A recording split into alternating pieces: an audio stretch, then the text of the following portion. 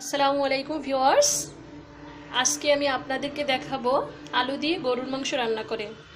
তাহলে চলুন দেখে নিই গরুর মাংস রান্না করতে কি কি লাগছে। ভিউয়ার্স, গরুর মাংস রান্না করার জন্য আমি আজকে 1 কেজি গরুর মাংস নিয়েছি। আর এখানে নিয়েছি পেঁয়াজ কুচি, পেঁয়াজ বাটা, রসুন বাটা, আদা বাটা, তেল পরিমাণ মতো, ধনিয়া গুঁড়া, জিরা গুঁড়া, মরিচের গুঁড়া, হলুদের গুঁড়া, কাঁচামরিচ নিয়েছি, আর নিয়েছি এলাচ, দারচিনি, তেজপাতা, মরিচের গুঁড়া, গরম মশলা বাটা। এখন আমি একটি কড়াইতে প্রথমে তেল দিয়ে নিচ্ছি।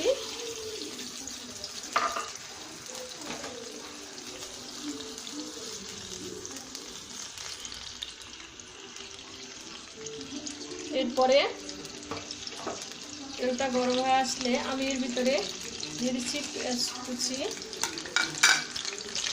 এরপর পেঁয়াজটা আমি হালকা বেরেস্তার মতো করে ভেজে নেব। এই মুহূর্তে আমি দিয়ে দিচ্ছি তেজপাতা, এলাচ, দারচিনি দিয়ে দিচ্ছি। এখন ভালোভাবে আমি পেঁয়াজটা একটু বাদামি বর্ণের ভাবে ভেজে নেব। এই মুহূর্তে আমি গরম মশলা দিয়ে দিচ্ছি।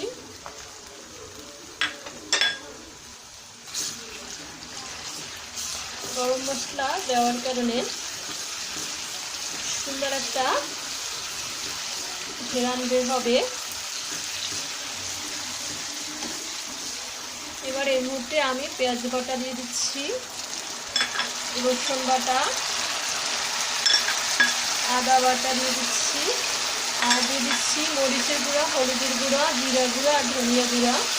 সাথে পত্র দিয়ে ভালোভাবে নেড়ে নেব। এবার এই মুহূর্তে আমি একটু সামান্য পানি দিয়ে দিচ্ছি, কারণ পানিটা দিয়ে আমি মশলাটা ভালোভাবে কষিয়ে নেব। দেখতে পাচ্ছেন মাংস কষানোর জন্য যে আমি মশলাটা নিয়েছি, মশলাটা কষানো হয়েছে,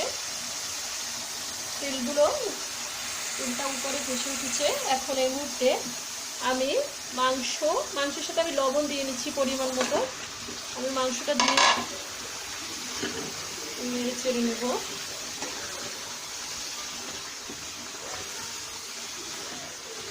এভাবে আমি মাংসটা 10 থেকে 15 মিনিট ধরে কষাতে থাকবো। তাহলে 10 থেকে 15 মিনিট পর ফিরে আসছি। দেখতে পাচ্ছেন আমার মাংস কষানো প্রায় শেষ। এখন আমি কিছু আলু কেটে রেখেছি, আলুগুলো দিয়ে দিলাম। এগুলো দিয়ে আরও 1 মিনিট কি 2 মিনিট জাল দিব। আর সাথে আমি যে গোলমরিচ রেখেছি সেটাও দিয়ে দিচ্ছি।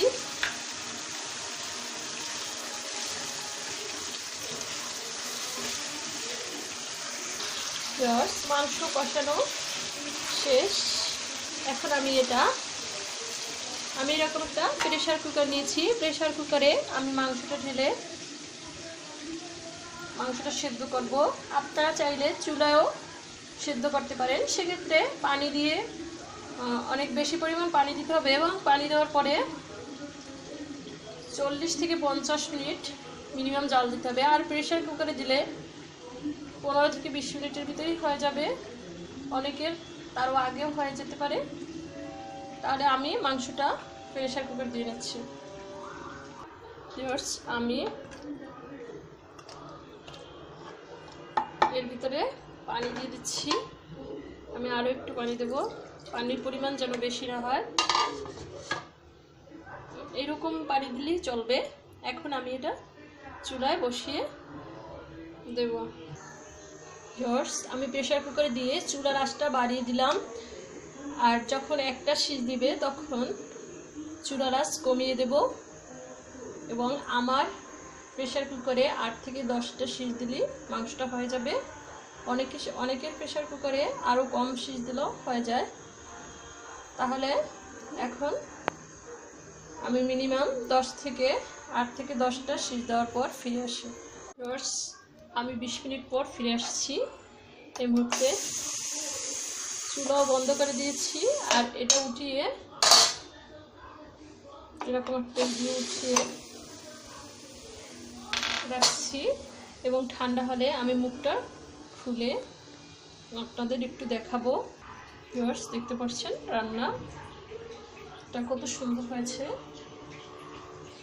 ভালোই সেদ্ধ হয়ে গেছে। ভিউয়ার্স, হয়ে গেল আমার গরুর মাংস রান্না। আশা করি আমার ভিডিওটি আপনাদের ভালো লেগেছে। আমার ভিডিওটি যদি ভালো লাগে তাহলে অবশ্যই আমার চ্যানেলটি সাবস্ক্রাইব করার জন্য সবার কাছে অনুরোধ রইল। সবাইকে দেখার জন্য ধন্যবাদ। আল্লাহ হাফেজ।